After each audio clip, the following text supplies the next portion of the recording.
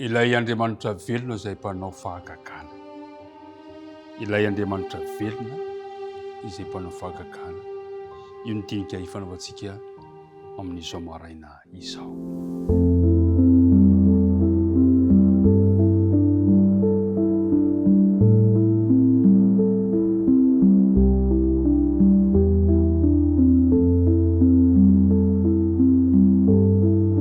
Miaraba antsika rehetrarehetra indray tafahoana soamantsara ary mpiara-midinika namana isany.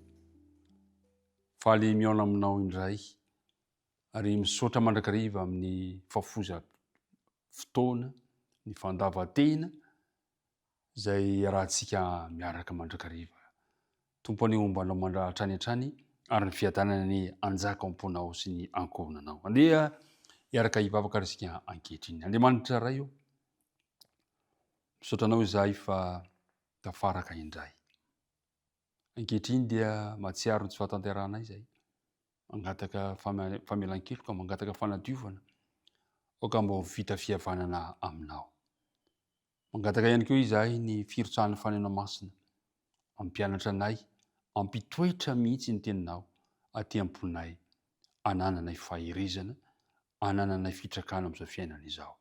Dia mitahiny mpiara-mianatra rehetra anaran'i Jesosy. Amen. Josoa toko fahaefatra andiny fahatelo amby roapolo sy fahaefatra amby roapolo ny andiny natao tadidiana.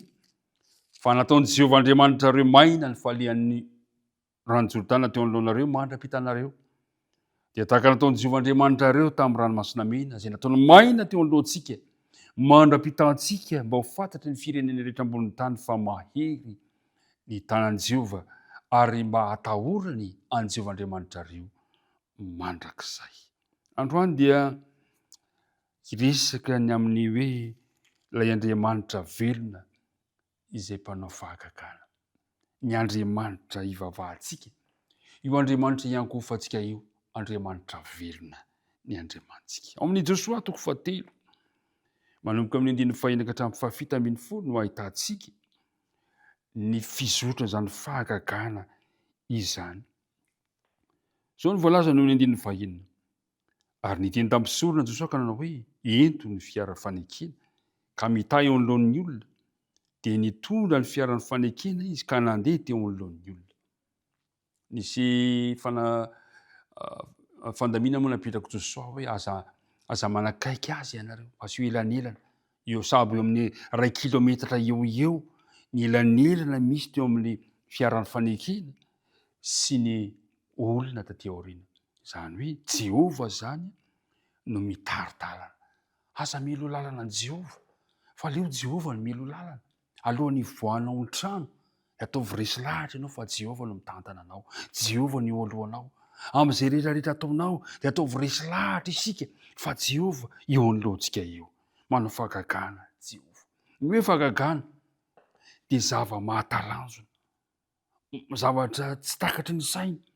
Izany no ilazana ny fiampitan'ny Israely ny olon'ny Jordana eo amin'ny andininy manomboka amin'ny andininy fahadimy ozy hoe manamasina ny tenanareo fa rampy izy dia hanao fahagagana.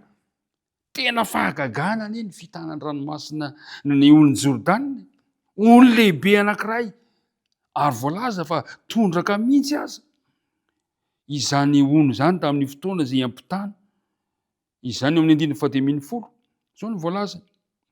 Ka tonga teo amin'ny Jordana izy nitondra ny fiara ary naroboky ny mpisorona izay nitondra ny fiara tamin'ny sisiny rano ny tongony fa tondraka mihoatra ny molony rehetra Jordana mandritra ny fararano. Olo lehibe anankiray. Teo amin'ny fotoana io no nitana. Ary eo amin'ny andininy fahafito dia misy toejara kely anankiray mba mahafinaritra eo amin'ny eo. Ary hoy Jehovah tamin'i Josoa, anio no hananratako anao iamason'ny Israely rehetra. Misy investitura zany. Fametrahana Josoa tena ho mpitarika amin'ny fomba ofisialy. Fanaoka izany fanokanana mpitarika iamason'ny rehetra tamin'ity fomba ity. No nanehoan'Andriamanitra izany fanandratana any Josoa izany. Ka hoy izy hoe tahaka ny nombako an'i Mosesy no hombako anao koa ankehitriny. Any mpiara-midinika isika no Josoa amin'izao vanim-potoana iainantsika izao. Ka tahaka ny nomban'Andriamanitra an'i Josoa koa dia hombanao Andriamanitra. Mahatalanjona ny asa izay nataon'Andriamanitra. Ary rehefa nisaintsaina reny ny mpanao salamo dia nideran'i Jehovah. amin'ny salamo fa 8:2 ary tsy jana teo ihany hoe nidena Jehova fa nanambara izany tamin'ny firenena rehetra araka voalaza ny salamo 4:7 tena samy nanao an'izany ary ny mpanao salamo koa aza dia ny hira fiderana naneo amin'ny fankarazan'Andriamanitra no nataon'Andriamanitra tamin'ny zanak'Israely ny ampitany ranomasina mena nakany amin'ny tany hevitra satria zava-mahagaga no nataon'i Jehova amin'ny salamo 4:7. Ry mpiara-midinika namana, tena Andriamanitra velona ny Andriamanitra ivavahantsika. Ny Andriamanitsika dia tsy voasaka ny toe-javatra eo anoloany zavatra misy hitany masika. Tsy misy zavatra dia tsy hain'Andriamanitra atao na dia ny sarotra indrindra azy. So ny voalaza ny bokin'ny Jeremia 2:3. Jeremia 2:3 ka ny andininy 7:10. So ny voalaza ny tenin'Andriamanitra amin'ny Jeremia 2:3 ka ny andininy 7:10. Indrisy Jehova Tompo, indro ianao nanao ny lanitra sy ny tany amin'ny herinao lehibe sy ny sandronao nahindritra ary tsy misy zava-mahagaga izay tsy hainao hatao. Mahagaga io Andriamanitsika io. Tsy misy zava-mahagaga izay tsy hain'Andriamanitra atao. Mahagaga ny anarany, mahagaga ny toetrany. Ao boky Mpisara 3:8 dia mahagaga ny anarany sy ny toetrany. Ao amin'ny Isaia 5:5 Andriamanitra mahery, mahagaga. Ny Andriamanitsika dia Andriamanitra mahagaga. Tsy matahaka an'ireo Andriamanitra ivavahan'ny firenenkafa, ilay Andriamanitra sambo izay tsy mahavonjy, manana maso fa tsy mahita, manana sofina fa tsy mandre, manana vava fa tsy miteny, manana tanana fa tsy mandray sy tsy mamonjy, ary manana tongotra fa tsy afaka mikisaka raha tsy pahitahitànana. Fa ny Andriamanitra ny Baiboly, ny Andriamanitsika kosa dia Andriamanitra velona, miasa amin'ny fomba rehetra. Ary azonao tsapahitahana izany eo amin'ny fiainanao. Ilay Andriamanitra velona izay mpanao fahagagana. Azoko antoka fa io Andriamanitra izay nitantana ry Josoa nihitany eo ny Jordana io. Fantatsika tsara fa vao nikasika ny mon'ny Jordana ny tongotry ny mpisorona dia indro fa nijanona ny rano. Nijanona ny rano amin'ny andininy 4 amin'ny Josoa 3:7. Nijanona ny rano izay nidina avy teny ambony ka tonga toy ny atotany zavatra tery lavitra ery. Dia tery amin'ny tanàn'ny Adama izay anilan'ny Zaretana. Eny tapaka tokoa ny rano izay nidina ny ranomasina dia ny ranomaso tsira. Ary ny olona dia nihita tandrifo ny Jeriko.